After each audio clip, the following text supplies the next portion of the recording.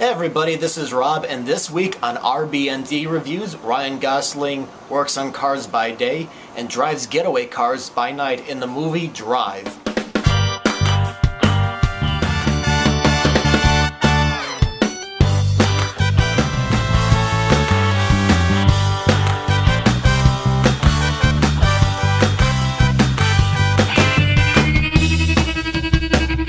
Hi, thanks again for checking out RB&D Reviews. Like I said, I'm Rob and I will be reviewing the movie Drive.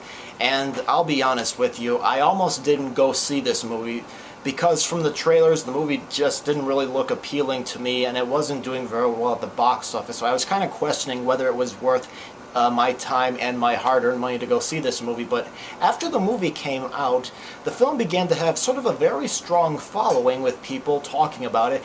And one of my subscribers, Buckeye Sparky, wrote on my channel wall asking me if I was ever going to review the film. So finally, I found the time to go see it, and here are my thoughts.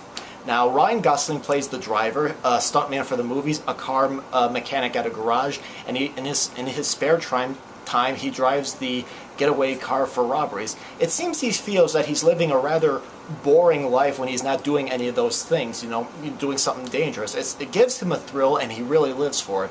But when a new neighbor named Irene moves in and her soon-to-be-released from prison husband is being forced to do a robbery, the driver is kind of fond of the family and he agrees to step in and help out. But he does get into a situation more dangerous than he bargained for. Now, Drive is a deliberately paced film, but that is actually a benefit to the movie because the first half of the movie we see images that implies rather than tells, and the film gives us the images and we the viewers have to kind of put it together.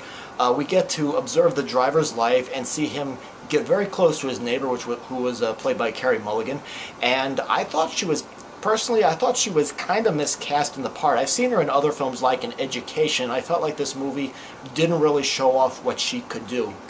But the movie does create a feeling of awkwardness and suspense. I remember when I saw this movie in the theater, the person sitting in the same row next to me, I noticed his eyes were really glued on the screen and he was moving his legs up and down a lot. The movie does a good job at creating some strong suspense as well as some weird awkwardness in the picture. And I enjoyed the dialogue the most, I think. It sounds like real people talking. The actors did not have to bring any overdone acting to the roles. However, I did get kind of tired with actors pausing for 5 seconds before talking again.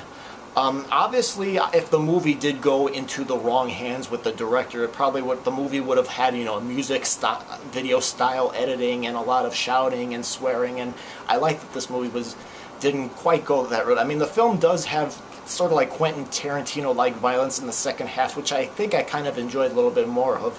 And the rest of the cast were pretty excellent. Ron Perlman was excellent as one of the villains, and Albert Brooks is a friend of Ryan Gosling's boss, Bryan Cranston. Both of them were very good in the movie.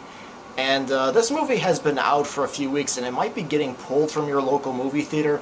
If it is still playing by you, I do recommend seeing it in the theaters, and if not, it's definitely worth checking out on DVD, and I think it will definitely make a good rent because you can watch it again and again, and you can pick up on some new things with each viewing. So I think this movie might definitely hold up with multiple viewings.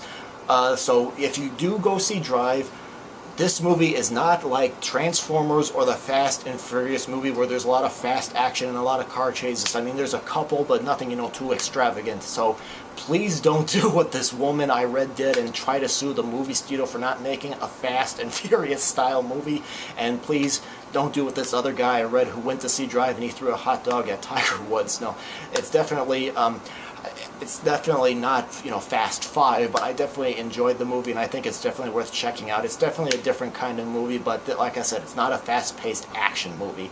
It's definitely character-driven, and you do, like another movie I reviewed about a year ago that was also character-driven, The American, the filmmaker lets us, the viewers, spend time with the characters and kind of look at their way of life before the story kind of takes off, and it does take off kind of like maybe 40 minutes or so into the movie, but I definitely think it's definitely worth a look. So that's my review on the movie Drive, so feel free to leave your comments about the video or about the movie, and I greatly appreciate you taking the time to see this video. Thanks for watching.